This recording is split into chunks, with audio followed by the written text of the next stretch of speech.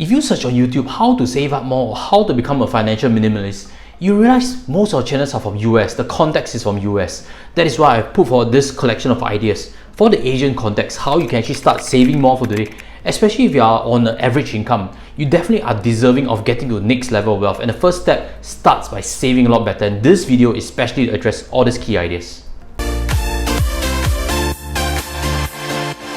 Hi guys, welcome back. The first step, and usually the secret to saving up more, is actually to simplify your expectations. If your expectations in material objects start to inflate, especially when you bring in income, that is a big problem. I had a previous video on someone who actually was on a $5,000 income, yet she couldn't actually save up much money. That's because there was lifestyle costs, there was expensive dress, there was expensive food. And it's like, this piece that I'm wearing right now, this is just a traditional G2000 shirt that costs $30-40. It's not a high-end tailor shirt. It still looks good enough, still looks working class enough. And that's the main thing. If you start earning income right now and your expectations are to buy a better watch, are to go for expensive travel, are to really get a new car, then expectations are just going to really eat away all your possible savings. So the first thing is to simplify your expectations when it comes to material objects. The second key idea is actually a personal sharing, is to actually sell things on Carousell and Gumtree. Personally, I buy these mosquito patches from Malaysia. I buy a bulk of them, so I'll always list some on Carousell to sell off eventually, because in Malaysia it's quite a lot cheaper than in Singapore, and some parents, they don't travel to Malaysia, they are unaware that the prices are much cheaper over there. So I actually resell these over Carousell, and they actually bring in a slight profit for me. So these are ideas, and if you have something to share with the community, leave it in the comment sections below.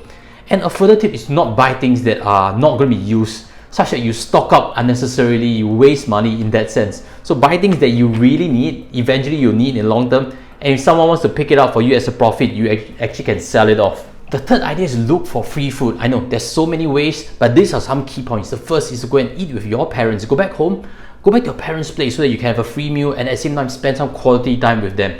The next most obvious to me is actually to go to annual general meetings, AGMs. These events, if you're interested to find out what's a company that invested the direction of it, they usually have refreshments over there. They usually have a free meal over there. So once you're there, of course, don't exploit it. Eat your free meal and actually educate yourself a bit better. Then the third part is actually to join company meals, because your boss may be treating, or there's a team bonding lunch, etc, etc. So these are opportunities where you can get a free meal. Save yourself $10.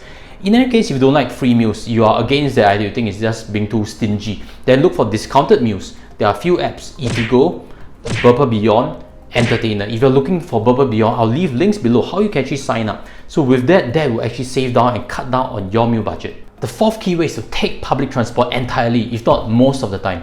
Let me ask you this question: when do you usually take Grab? When do you actually take taxi? It is most often than not when you are in a rush, when you're late for work, etc. Correct? So that is the key message. You have to be early for your things. You have to be keeping enough time, be punctual. And once you're able to do so, you realize that you actually take public transport, you can save on the $15 in Grab rides. And when you stack this amount up, you can actually save quite a few $100s a month. And that helps you reach your $100,000 very quickly. The fifth point is actually look for dividend-paying cards, dividend-paying credit cards to be exact.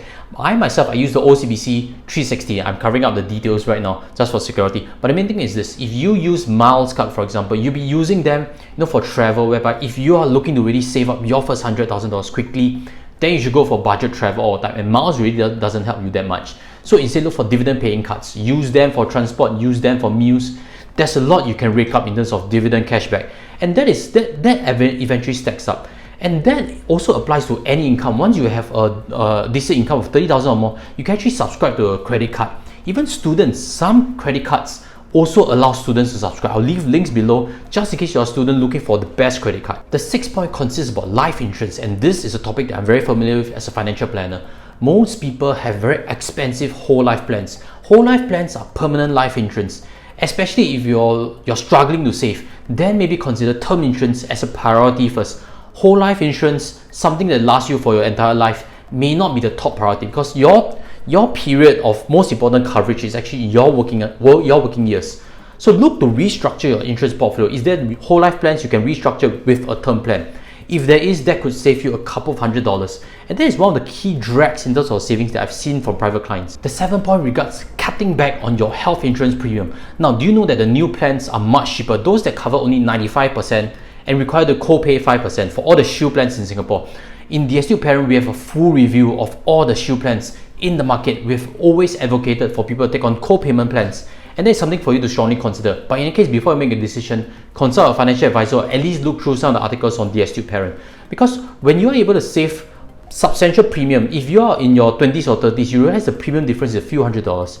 If you're in your 40s, you realize the premium difference between the 100% cover, the old one, and the 95% cover rider, they are at least $500 in terms of premium. So again, this $500 is going to help you substantially towards your saving targets. And when you're able to cut that on your shoe plan premiums, you realize you will be reaching your 100,000 a lot faster. Now, before we touch on the 8 point together, I'd like to invite you to smash the subscribe button, join our community, become more financially savvy, and also share this video with anyone who's average income and looking to save up their first $100,000, help them in their journey also. You know, this 8 point came with serious consideration because I'm familiar with this topic, and this key point is actually to look for a company that has a good medical benefits. Why do I say so?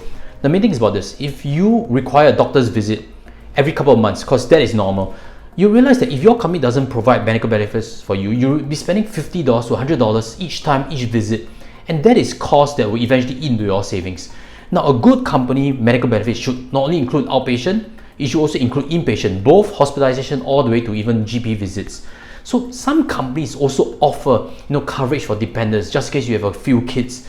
And each doctor's visit is going to cost you money. If your company insures that through a group insurance plan, that will be substantial savings for you. And that is strong considerations, especially everyone is looking to work with the right company. Factor that into your consideration, choose the right company, negotiate for yourself on the medical benefits. So with that, I would like to sign off. Leave a comment below and smash a like also. With that, I'll sign off. Take care and goodbye.